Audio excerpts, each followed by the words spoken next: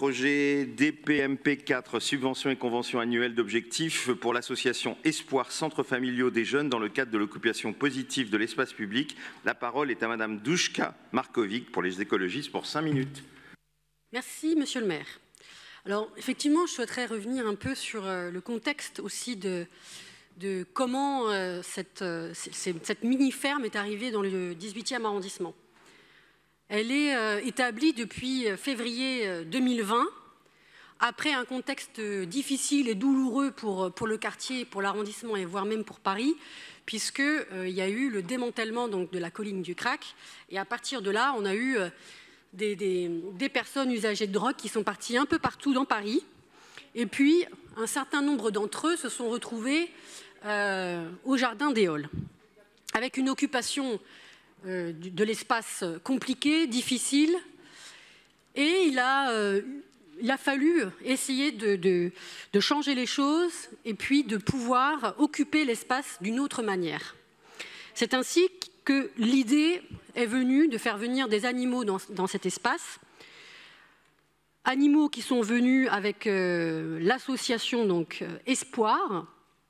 Et si je lis en fait l'objet social de l'association, ce que je vais faire, l'association a pour objectif, dans tous les domaines sociaux et éducatifs, hors de toute préoccupation politique ou confessionnelle, d'être au service de jeunes et de familles en grande difficulté, ou en voie de l'être, mais aussi de majeurs défavorisés, rejetés, exclus, d'aider à l'éducation, la réinsertion sociale de ces personnes à partir notamment d'accompagnement et de prise en charge en internat ou en hébergement spécialisé, en milieu ouvert, en placement familial, en prévention spécialisée, en accueil de jour, en médecine préventive, d'être attentive aux évolutions de la question sociale et aux dysfonctionnements afin de proposer et de mettre en œuvre des réponses nouvelles et adaptées nécessaires à la cohésion sociale, de mettre en œuvre un dispositif d'aide aux personnes de gestion d'établissement.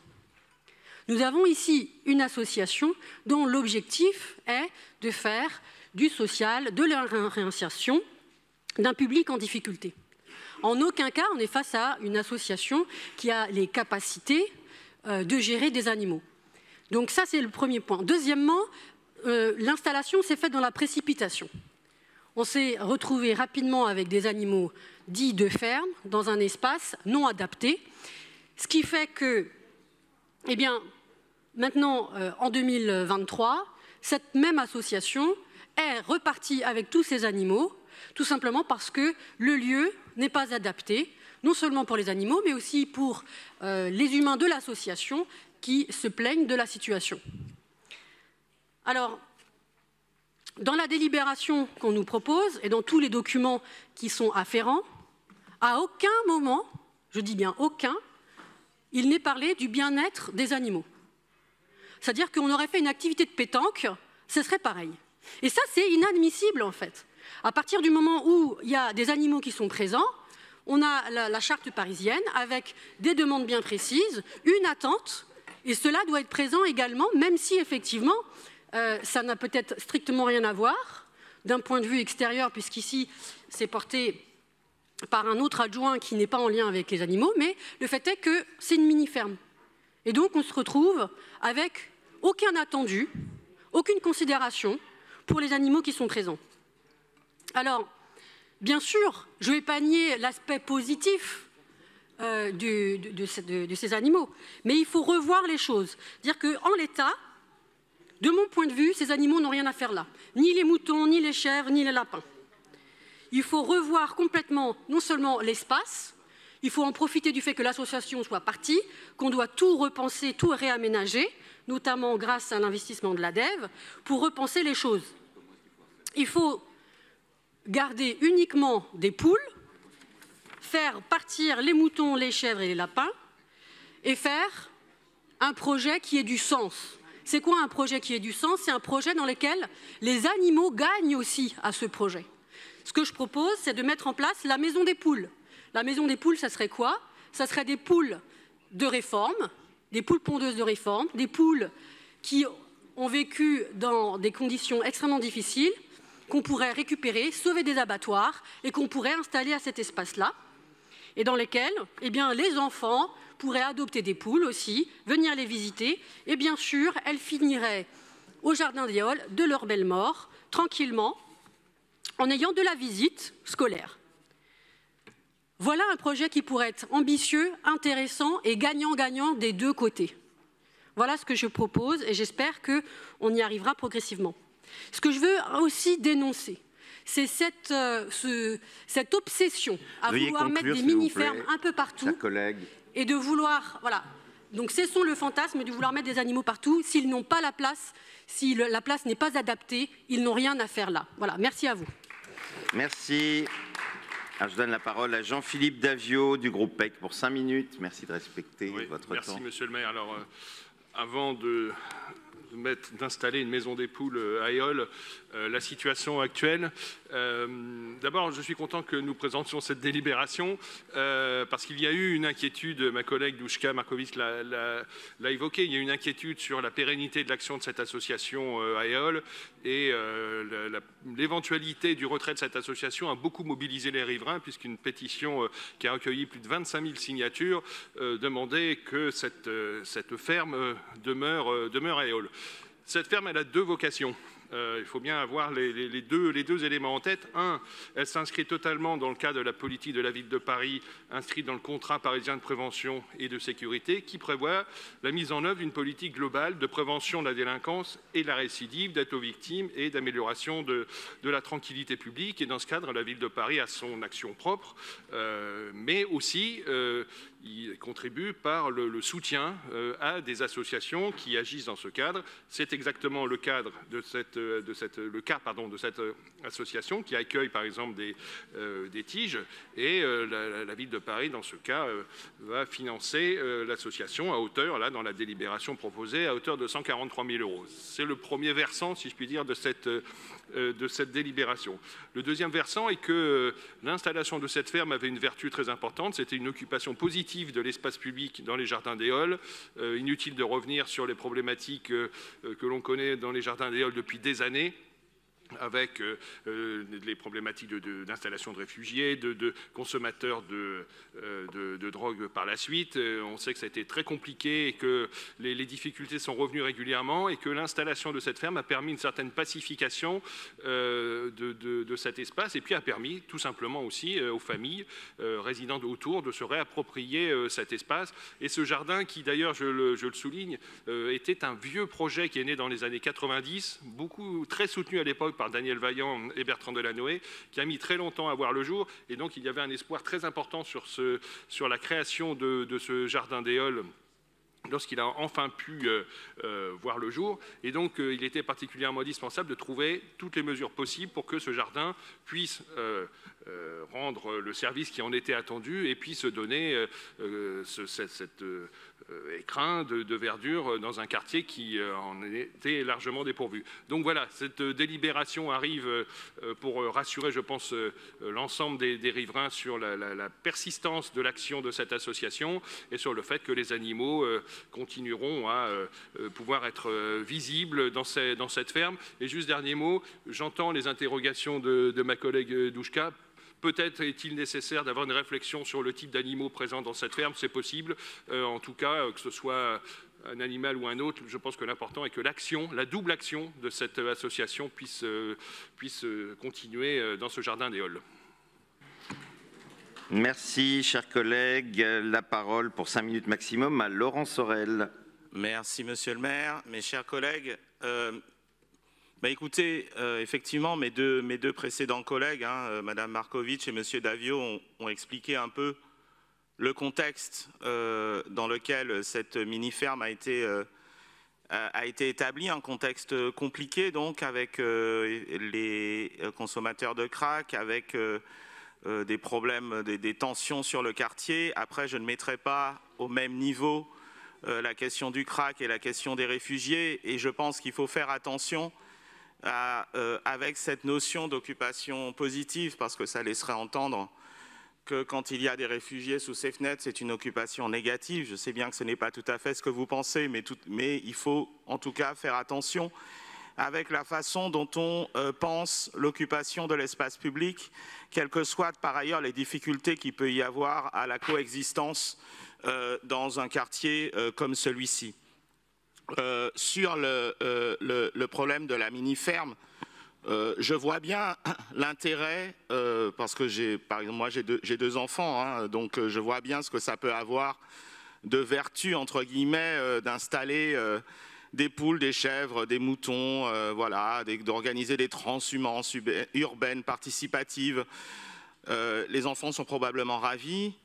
Après, la question, c'est que je me demande si cette vertu est une bonne vertu pour le coup, parce que on parle du bien-être des enfants, des jeunes, des habitants du quartier, mais dans l'histoire, il y a deux types d'êtres vivants, et quand on parle de coexistence, de cohabitation pacifique de la ville entre animaux et êtres humains, à un moment donné, on ne peut pas concevoir que le bien-être des animaux ne soit pas lui aussi mis au cœur de cette problématique. Et qu'est-ce qui se passe pour ça? C'est-à-dire qu'à un moment donné, Madame Markovitch l'a bien dit, l'association en question, effectivement, elle fait de l'insertion, mais elle ne fait pas, son travail n'est pas de s'occuper des animaux. C'est-à-dire qu'elle est au service des jeunes et des familles en grande difficulté, elle fait de l'accompagnement social, certes, mais il y a 10 000 façons d'en faire. Et la question, c'est qu'à partir du moment où on fait entrer des animaux dans on va dire, dans l'équation, il faut prendre en compte que ce sont des êtres sensibles, comme nous, et donc qu'à un moment donné, ils ne peuvent pas être utilisés comme, j'allais dire, des doudous, des objets anti-stress, pour, on va dire, régler des problèmes sociaux à notre place, d'une certaine manière. On va le dire comme ça, parce que le problème, c'est que tout irait bien, d'une certaine manière, si les conditions de vie des animaux sur place étaient satisfaisantes, étaient adaptées. Mais je ne suis pas certain qu'il puisse y avoir, dans de bonnes conditions, des animaux dans ce parc qui puissent justement vivre sans être, on va dire, enfermés dans des espaces qui ne sont pas adaptés.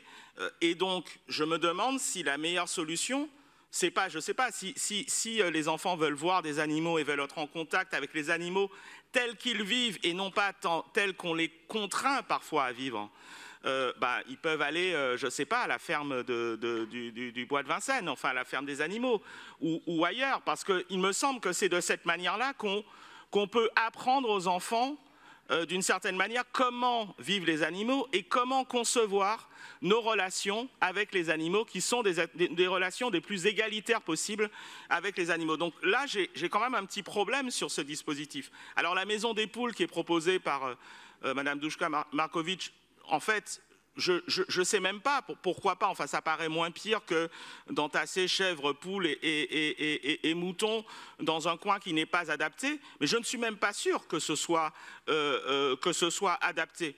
Je ne pense pas, encore une fois, que dans des dispositifs de prévention de la délinquance et de la récidive, on doit forcément introduire des animaux et donc leur faire jouer un rôle qu'ils ne sont pas forcément censés jouer. C'est-à-dire, ce n'est pas des doudous, ce n'est pas des objets. Et qu'à un moment donné, s'il doit y avoir des mises en relation, s'il doit y avoir justement dans une logique de cohabitation avec les animaux, je ne pense pas qu'on doive enfermer les animaux dans ce rôle. Ce n'est bon pour personne, ce n'est pas seulement bon pour les animaux, mais c'est aussi, d'une certaine manière, ce n'est pas bon non plus pour les jeunes qui s'habituent à considérer les animaux justement comme des êtres à notre disposition. Voilà, qui peuvent nous servir. Et donc, je ne suis pas dans une logique... Voilà, merci. Donc, c'est pour ça que je suis dubitatif et que je ne vais pas voter cette délibération. Merci, chers collègues. Pour vous répondre, la parole à Nicolas Nordman. Oui, merci, mes chers collègues. Je vais répondre évidemment aux inquiétudes et aux interrogations qui ont été manifestées lors des interventions. Moi, ce que je voudrais d'abord dire, c'est que je suis extrêmement fier de porter cette délibération à l'association qui est là depuis, comme il a été dit, quelques années, Espoir Centres Familiaux des Jeunes, qui porte un projet sur un territoire extrêmement difficile. On sait que, bien évidemment, le Jardin des Halles a connu dans les mois qui ont passé de grosses difficultés. Et de ce point de vue-là, moi, je souhaiterais rendre hommage à cette association, rendre hommage aussi aux salariés de cette association, à l'ensemble des personnes qui y sont investies, parce qu'elles réalisent un travail exceptionnel dans un lieu difficile. Alors, le projet de Petite Ferme Éole est un projet qui a plusieurs dimensions, cela a été dit.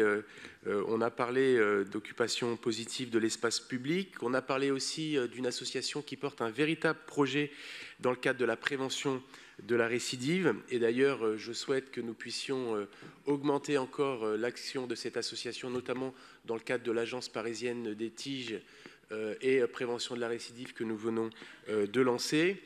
Et je souhaite aussi que, bien évidemment, cette activité puisse se poursuivre parce que c'est une association et avec son activité de petite ferme qui est fortement plébiscitée par d'abord les habitants du quartier. Elle reçoit 78 509 visiteurs en moyenne par an, 1238 scolaires. Et comme vous l'avez souligné, Monsieur Davio, il y a eu un vrai émoi dans le quartier, dans les groupes scolaires environnants, lorsque, au moment des grosses chaleurs, pour justement protéger mieux les animaux, l'association avait décidé de les retirer et de les amener dans une autre ferme qu'ils animent. Et là, je réponds aussi à votre inquiétude. Ce ne sont pas des amateurs, si je puis dire, puisqu'ils ont une autre ferme également dans le Val d'Oise avec des personnels tout à fait qualifiés pour pouvoir prendre en charge les animaux. Et donc, un véritable émoi du quartier, plus de 25 000 signataires en quelques jours à une pétition, parce que les gens du quartier, les familles, sont attachés évidemment à ce que le Jardin des Halles puisse être ce lieu aussi de convivialité, de rencontre et permettre aux enfants et aux plus jeunes de pouvoir y aller. Et la petite ferme participe de cela. Alors, pour répondre aux inquiétudes et aux interrogations qui ont été exprimées, moi, je suis évidemment tout à fait sensible à ce que vous avez dit, Madame Markovitch, sur la question des animaux. Je ne finalement comprends pas bien, mais peut-être nous pourrions en discuter. Pour moi, vous dites on peut faire une maison des poules. Pour moi, les poules sont également des êtres sensibles. Et donc, je ne vois pas en quoi mettre uniquement des poules et pas les autres animaux serait finalement plus favorable. Mais peut-être pourrez-vous m'expliquer et combler une lacune que j'ai en la matière.